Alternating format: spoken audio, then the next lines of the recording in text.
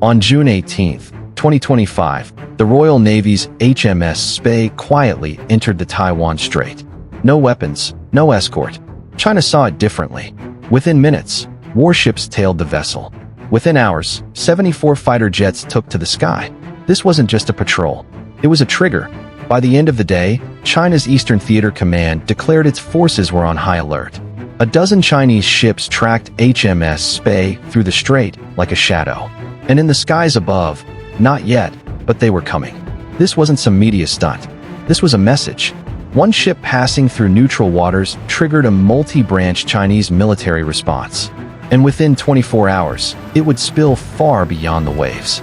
You're about to see how a 90-meter patrol boat forced the world's second-largest military into full activation mode. Because what happened next, no one saw coming. The moment HMS Spey entered the Taiwan Strait, China flipped a switch. PLA Navy destroyers moved in quickly, Type 052D class, fast, radar-loaded, and armed with vertical launch missiles that could easily wipe out a patrol boat like Spey in seconds. They didn't fire, of course, that wasn't the point. They were there to track, to intimidate, and most of all, to send a message.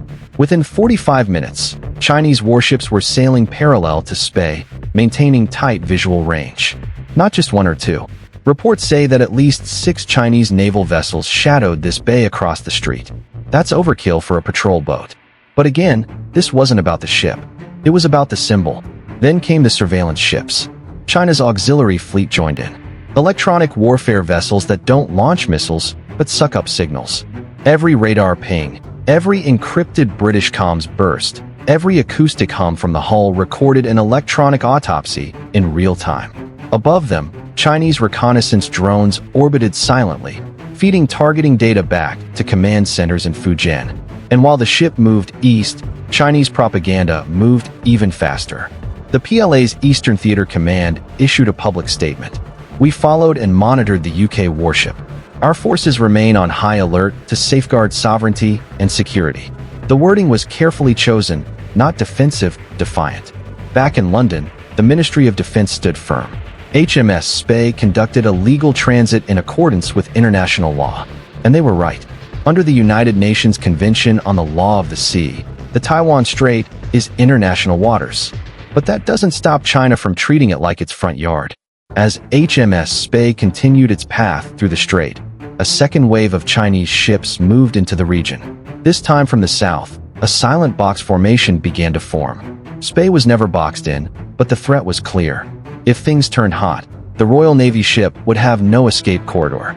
And that's when China activated the air leg of this operation. HMS Spey isn't a warship built for a fight. She's not a destroyer. She's not a frigate, not even missile-equipped. She's a river-class offshore patrol vessel, 9 m long, top speed just over 24 knots. Her job, maritime security, anti-muggling, search and rescue. Not exactly a frontline brawler. So why did she trigger such a massive Chinese response? Because of where she went and why. HMS Spey is part of the Royal Navy's permanent Indo-Pacific deployment. Since 2021, she and her sister ship HMS Tamar have patrolled international waters stretching from the South China Sea to the Indian Ocean. Low profile, small crew, but politically potent. This wasn't her first time in the region either. She's made stops in Japan, the Philippines, Australia, and everywhere she goes. It's diplomacy with a gray hull. But this was different. On June 18th, her passage through the Taiwan Strait wasn't just routine patrolling. It was part of a freedom of navigation operation, a legal challenge to China's expansive maritime claims. Officially, the strait is international waters. But China doesn't see it that way. By sailing through, the UK wasn't just sending a patrol boat.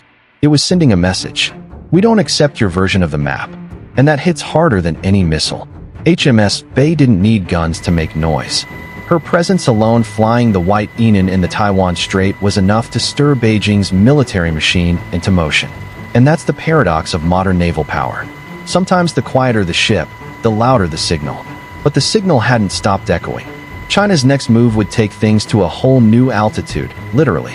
HMS Spey hadn't even cleared the strait when China kicked Phase 2 into gear, the air campaign. Within 24 hours of the patrol ship's transit, Taiwan's Ministry of Defense detected 74 Chinese aircraft moving into airspace around the island. Of those, 61 crossed the median line of the Taiwan Strait. Let that sink in for a minute. 61 warplanes crossing an unofficial but widely respected boundary. Something that for years China avoided unless tensions were high. This wasn't routine patrol. It was a deliberate swarm. These jets included J-16 multi-role fighters, Su-30 MKKs, and the newer JC-10Cs. Fast, maneuverable, radar-equipped. Some carried anti-ship missiles. Others were configured for air-to-air superiority. But here's where things get tactical. The Chinese aircraft didn't just fly straight in. They came in waves from multiple directions, northwest, southwest, even directly west of central Taiwan, coordinated, layered, and clearly rehearsed. This wasn't a reaction. It was a prepared playbook. And it had a name, Joint Sword 2025, Phase Response Alpha, an internal military contingency drill that mirrored this exact pattern of response. Chinese state media didn't confirm the drill by name, but the flight paths matched previous exercises perfectly. Even more telling, support aircraft joined the assault. KJ-500 AFWNC radar planes orbited off the coast, guiding fighters with real-time surveillance. Y-8 electronic warfare planes jammed communications and tested Taiwan's electronic countermeasures. China wasn't just flexing. It was mapping the battlefield. Meanwhile, Taiwan's defense ministry released maps of the incursion in real time. Each jet path, each break of the median line was logged, published, and broadcast globally. A digital record of escalation updated hour by hour. And while the public watched maps, the military watched intent. Because crossing the line wasn't about geography, it was about signaling. China was saying clearly, if we want to flood this zone, we can. And you can't stop us.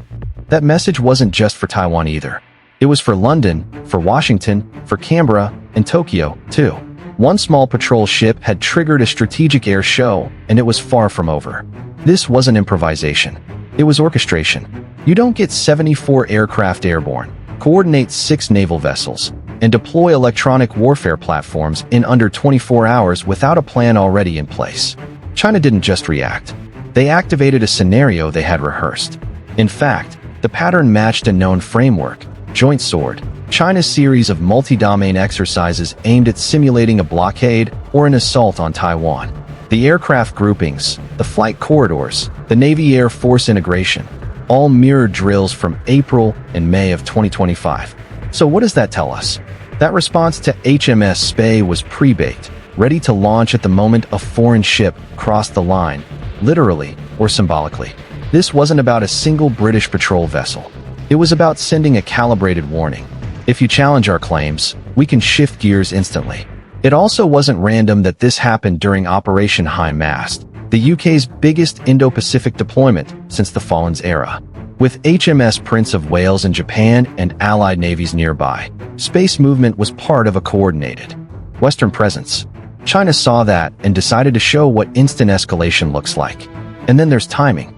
This incident occurred just days before Taiwan's annual Hong Kong military drills, their largest wartime simulation.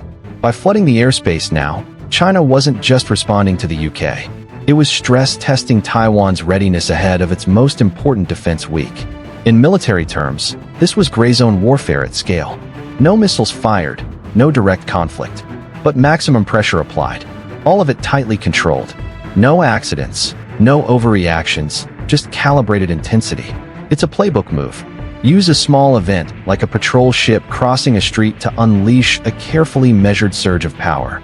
Show strength, force adversaries to respond, and remind everyone escalation doesn't require war. It just requires precision. The world saw a British patrol ship. Beijing saw an opportunity to rehearse its next crisis live. What the world witnessed wasn't chaos. It was choreography. China's response to HMS Spey was about control, not just of the sea, but of the narrative. Every ship, every jet, every public statement was timed for maximum visibility. Beijing wanted headlines. It wanted reaction, and it got both.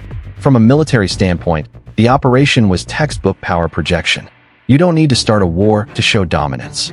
You just need to respond fast, in force, and without blinking. That's exactly what the PLA did across land, sea, air, and cyberspace. The message: China can outnumber, outpace, and outpress any foreign naval move in its backyard. For Taiwan, this operation was a pressure test, not just on radar screens, but on political will. Every scramble burns fuel. Every day on high alert drains crews. Beijing's goal isn't just to intimidate. It's to exhaust death by 1,000 drills. For the UK, HMS Spey's mission was never about firepower. It was about presence. By sailing through the strait, Britain reasserted that international waters remain international no matter what China claims on paper. But presence comes with risk, and that's the calculation. Is showing the flag worth provoking a regional spike in tensions? For China, the answer is simple. Push back every time, even against unarmed patrol ships. And here's the bigger picture. This wasn't just about Britain.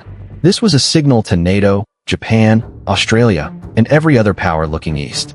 A quiet reminder that any challenge to China's maritime claims will be met with fast, organized, and overwhelming response. Whether it's a patrol boat or a carrier group, the answer will be the same. Precision escalation. And yes, it was also a domestic message to Chinese citizens watching state news. This was a patriotic defense of sovereignty. To the PLA's own commanders, it was a real-time readiness drill.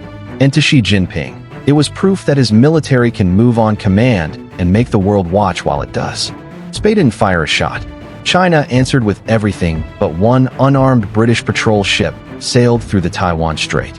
China answered with warships, drones, jammers, fighters, 74 aircraft in total. No missiles fired, no shots exchanged. But make no mistake, this was a full-spectrum military flex, a warning, a rehearsal, a statement of intent. And the world watched it unfold in real time. So here's the question for you. Was China right to react this strongly? Or did HMS Spey do exactly what needed to be done, proving that international waters belongs to all nations, not just the loudest one? Let us know in the comments. Keep it civil, but don't hold back. We read every response. And hey, if you want to go a step further and support our channel directly, join the fleet. You get loyalty badges, priority responses, and help us bring more true maritime stories to the surface.